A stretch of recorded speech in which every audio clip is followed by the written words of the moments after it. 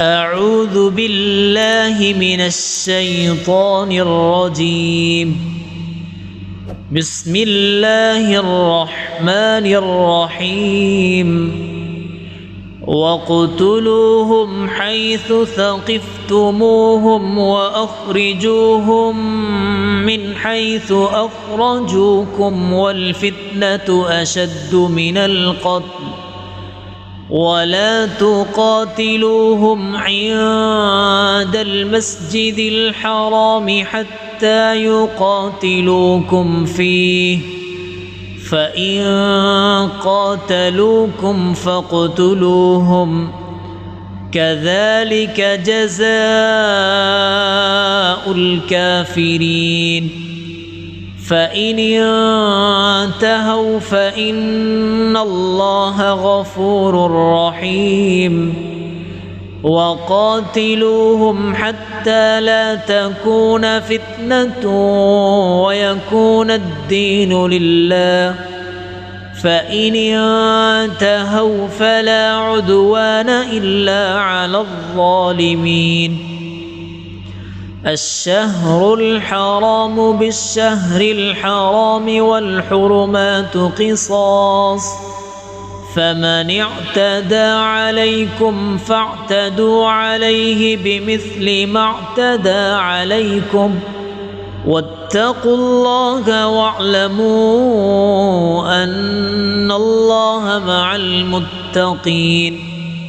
وأنفقوا في سبيل الله ولا تلقوا بأيديكم إلى التهلكة وأحسنوا إن الله يحب المحسنين.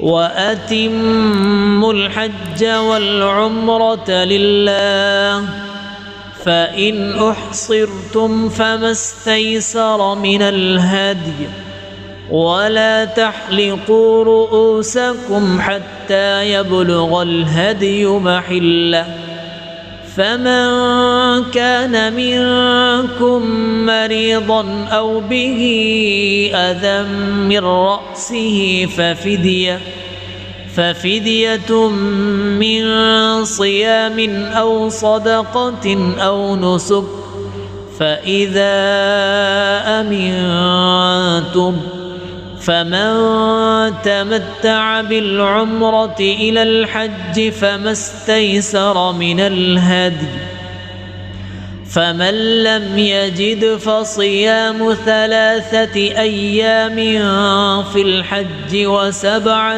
إذا رجعتم تلك 10 كاملة ذلك لمن لم يكن أهله حاضر المسجد الحرام واتقوا الله واعلموا أن الله شديد العقاب.